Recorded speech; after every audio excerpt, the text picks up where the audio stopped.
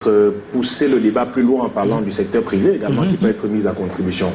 Dominique Antimba, la décentralisation, peut-être, Zifran Pedga l'a dit tout à l'heure, Jean-François Chanon le dit également, penser le développement de ces communes, là, ou bien de ces routes communales à partir de Yaoundé, est-ce la solution? Est-ce qu'il n'aurait pas été mieux qu'on donnât la possibilité à ces communes-là? J'ai bien fait poser la question à l'inspecteur général tout à l'heure, de savoir quelle est la contribution de ces mairies-là, de ces communes, dans l'entretien de ces routes communales. Est-ce que tout ne doit pas se faire à la base, à partir des mairies, avant peut-être d'arriver à Yaoundé, et peut-être implémenté par le ministère des Travaux publics, comme suggérait Jean-François Chanon tout à l'heure? Je pense que le ministère des Travaux publics ne devrait pas exister. Une bonne direction générale des Travaux publics suffirait largement. Je crois que notre pays dépense énormément d'argent, inutilement, dans des institutions qui n'ont pas d'intérêt. Si vous créez une direction générale des travaux publics, le Madjeni devient un service ou une direction à l'intérieur. Parce qu'une direction générale des travaux publics a besoin d'argent. On avait déjà une direction des grands travaux au Cameroun. Vous avez des grands travaux, vous avez tout ça. Vous le mettez sur une forme de holding. L'État n'a pas besoin, pour assurer ses missions, de créer des ministères. Ce qu'on appelle gouvernement au Cameroun aujourd'hui, c'est un marché public, c'est un marché. Vous avez des dizaines de personnes qui sont ministres. Comment ils arrivent à coordonner tout ça? C'est aussi l'une des raisons pour lesquelles on a du mal à avoir une vision claire de ce qu'on fait dans notre pays. Vous avez au moins les 2/3 des ministères qui devraient être de cette direction générale ou des sociétés holding. C'est-à-dire qu'un État qui dit « je suis un État investisseur et bâtisseur », n'a pas besoin d'avoir un ministère des Travaux publics, vous avez besoin d'avoir une direction générale des Travaux publics, une sorte de holding. Est-ce que le tout n'est pas dans la dénomination? Non, ce n'est pas une question de dénomination, c'est une question d'attribution et une recherche de performance. Vous avez un ministère, vous n'avez aucune, c'est de l'administration, point barre. Vous avez une direction générale, une holding, c'est différent. Ça joue sur les performances, sur les délais, sur les coûts, etc. Le problème de notre pays aujourd'hui, quand bien même on gardera le ministère des Travaux publics, c'est qu'il faut, la solution à mon avis se trouve à la rencontre de la décentralisation et de la question foncière. Il parlait de l'Est tout à l'heure. Mais si vous allez à l'Est, vous avez 1 million de concessions d'exploitation forestière, des concessions minières, etc. Dans mon dernier livre que j'ai publié, l'une des choses que je propose, là voici. Les terres, il y a des gens qui ont des droits ancestraux sur les terres. L'État n'est pas propriétaire de la terre au Cameroun. Il n'y a aucun titre foncier de l'État du Cameroun sur la terre. Donc, par contre, il y a des droits ancestraux attachés à ces terres. Et quand vous faites donc des concessions forestières, d'exploitation forestière, minière, je ne sais pas tout ça, ou même quand quelqu'un veut placer des antennes de télécom, vous voulez faire des barrages, vous voulez faire des usines, des promotions immobilières, il y a des gens qui ont des droits ancestraux attachés à ces terres-là. Vous devez vous assurer que la terre puisse constituer un apport en capital. Ça a quel avantage? Ça a l'avantage que vous avez tout ce qui est exploitation forestière au Cameroun et qui représente des dizaines de milliards de francs CFA de bénéfices chaque année. Au moins 20% retomberaient sur ces communautés qui, croyez-moi, savent mieux que tout le monde comment s'organiser pour avoir une route. Mieux que tout le monde. Parce que ces droits ancestraux permettraient un financement de disposer de ressources locales longues. L'État pleure tout le temps. Ouais, on n'a pas d'argent. L'État du Cameroun a un gros problème, il ne sait pas créer l'argent. Tout à l'heure, on parlera du budget. Oui. L'État du Cameroun ne sait pas créer l'argent. Comment vous pouvez faire mourir une entreprise comme Madjeni?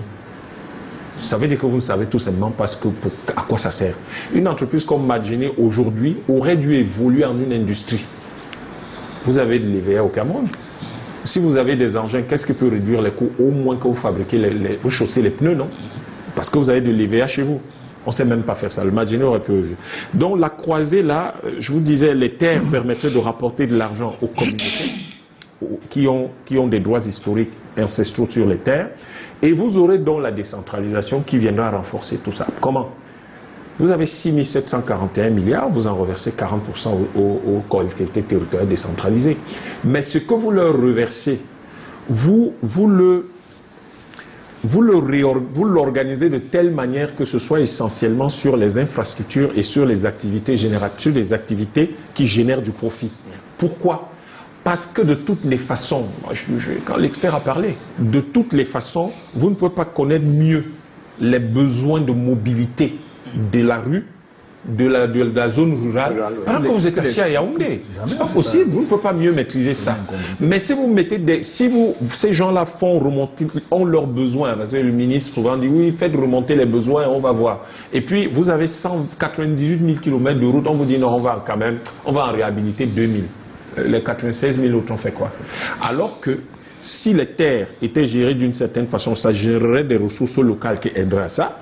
Et puis l'autre chose, c'est que la décentralisation mettrait des ressources au niveau des collectivités territoriales décentralisées sur la création des infrastructures et sur la création et sur les activités génératrices de revenus qui permettraient d'entretenir ces terres. Je vais dire quelque chose de simple. Si vous prenez un barrage comme celui je prends le barrage prenons Nachtigal. Oui, qui vient d'être... Prenons celui-là, qui est d'abord si les populations qui ont des droits ancestraux sur les terres de cette région-là, je ne comprends pas pourquoi on appelle ça Nachtigal alors que les Allemands sont partis depuis d'un siècle. Ça montre une certaine faiblesse de gestion de l'État. C'est-à-dire que vous ne pouvez même pas redonner une certaine fierté aux gens. Vous gardez Nachtigal. On aurait pu dire barrage de Ndjoré. Par exemple. Pourquoi on l'appelle Nachtigal? Passons. Bref, non, c'est important. Et donc, si ces gens avaient des droits ancestraux dessus, croyez-moi, le projet ne se serait pas géré comme ça. Parce que les propriétaires de la terre auraient dit, OK, il faut que ce projet soit géré de façon absolument rigoureuse. Ils auraient 20% du capital parce que c'est leur apport. Et ensuite, donc, vous voyez que ce barrage va générer beaucoup d'argent par la suite. Mais si 20% restent dans cette zone, les populations de la zone de Ndjoré feraient quoi? Mais financeraient ou contribueraient à financer un certain nombre d'infrastructures locales. Donc il faut que l'État et vous voyez que s'ils avaient 20% de ce barrage, ces populations sortiraient instantanément de la misère. L'État doit être un État qui pourvoit, un État qui protège. Et il faut repenser totalement la vision, il faut repenser totalement la façon dont nous voulons gérer le Cameroun. Et à partir de là, vous allez voir qu'on va rapidement développer notre pays. Adama Moussa, vous avez écouté, dans les propos, les prises de parole des uns et des autres, il y a un mot qui revient de plus en plus, la décentralisation. On vous reproche, je vais dire ça ici, de penser tout de Yaoundé, mais je voudrais quand même rappeler à l'adresse de nos téléspectateurs que courant 2022, le ministre des Travaux publics a adressé une correspondance au maire des différentes communes leur demandant de lui faire parvenir leurs besoins en termes d'entretien routier pour ce qui concerne les routes communales. Mais est-ce que la question de la décentralisation dont parlent des autres ne devrait pas être le nœud de cette affaire pour gérer les problèmes? Dominique Timba ajoute en disant que la terre doit être gérée de façon locale. Ce serait une solution peut-être à l'entretien de ces routes communales. En fait, si vous le permettez, avant même d'aborder le problème de décentralisation, je crois qu'il y a celui d'accompagnement, le transfert de compétences. Ça ne veut pas dire que le ministère se soustrait des activités qui se passent sur le réseau communal. Parce que les services déconcentrés, tels que les délégations départementales, les subdivisions, appuient les mairies dans leur approche d'entretien ou de réhabilitation du réseau communal. Et en termes de décentralisation, je vais juste vous faire un rappel. Sur les 5 dernières années, le ministère des Travaux publics a mis à la disposition des communes 125 milliards. Donc, et quand vous faites le ratio, c'est environ en moyenne 25 milliards par an. Ce qui est fait chaque année, de façon équitable, les communes reçoivent une dotation. Certes, les gens vont penser que c'est faible, mais ça permet quand même de maintenir, de traiter certains points critiques pour que le réseau soit maintenu. À côté de ça, ce n'est pas le ministère qui définit ce qu'une commune doit faire. Ouais. On s'est toujours appuyé sur le plan de développement des communes, parce que chaque commune est appelée à élaborer son plan de développement communal. Et sur la base de ce développement communal-là, il y a des aspects qui regardent les infrastructures routières, et dès que nous recevons, c'est en fonction de ça que nous appuyons les mairies dans ce qu'elles veulent faire et dans ce qu'elles définissent comme priorité. Ce n'est pas au niveau central que c'est défini. Je veux par exemple... Si vous permettez, en décentralisation, vous savez que les régions ont été mises en place en 2020. Déjà l'année dernière, au niveau du fonds routier, près de 7,5 milliards ont été envoyés dans les conseils régionaux pour que ces conseils-là passent eux-mêmes leur marché localement et trouvent les entreprises qui sont à mesure et définissent même sur quelle route ces conseils régionaux veulent que les interventions se fassent. Donc, moi, en termes de décentralisation, je pense que il n'y a pas de doute que le ministère des Travaux publics essaie de faire ce qui est nécessaire. Vraiment, juste rapidement. Vous voyez, j'écoute monsieur l'inspecteur et je me rends compte qu'effectivement, on est sur une certaine incommensurabilité. C'est-à-dire qu'il est sur un paradigme que nous sommes en train de dire qu'il est mauvais. Donc, en fait, vous pourrez justifier tout autant que vous pourrez, ça ne changera rien. Nous, ce que je vous présente, c'est un autre paradigme. Donc, qui n'a rien à voir avec la façon dont celui sur lequel vous fonctionnez aujourd'hui a été pensé. Si vous prenez 125 milliards, d'abord Michael Kiptue a commencé par nous rappeler que le ministre, effectivement, a demandé que les communes, oui. Mais si le ministre n'a pas à demander ça, pour une raison simple, c'est que si vous le demandez, après vous prenez des décisions arbitraires. Après qu'il ait demandé ça, il a réhabilité combien de kilomètres de route? On va lui poser la question tout à l'heure. C'est en juin 2022, on va se demander. On connaît la réponse, c'est autour de 2000, sur 98 000. Et donc, du coup, la question n'est pas celle-là. Sur un autre paradigme, et puis vous avez 7 milliards que vous envoyez ici, 125 là-bas, c'est pas ça la question. La question n'est pas une question d'argent, c'est une question d'organisation de l'État. Et j'aime bien que Jean-François Chanon ait dit le problème n'est pas un problème d'institution, c'est un problème d'État.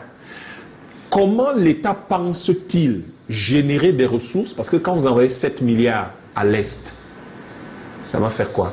Rien du tout. Par contre, si là-bas à l'Est, toutes les concessions minières et forestières qui sont là-bas, les propriétaires des terres ancestrales recevaient 20% de capital de tout cela et 20% donc des ressources générées, de la valeur ajoutée générée, ils contribueraient aux charges communales en finançant les routes. Et d'autre part, l'État trouverait le moyen, par exemple, dans le cadre de tout ce qui est fait là-bas, qui est octroyé là-bas, de dire, vous qui avez les droits ancestraux, vous allez reverser peut-être 10% ou 20% ou 15% de ce que vous recevez à vos communes. Les communes auraient de l'argent, le vrai. Pas quelques centaines de millions pour réhabiliter les routes. C'est ça le problème que nous soulevons. Bertrand Pedgar, sur la question du financement, parce que je crois que M. l'inspecteur a commencé à développer dessus tout à l'heure, du financement, on le dit très souvent, l'État manque d'argent. Et Dominique Yam Timbala dit tout à l'heure, l'État manque d'argent.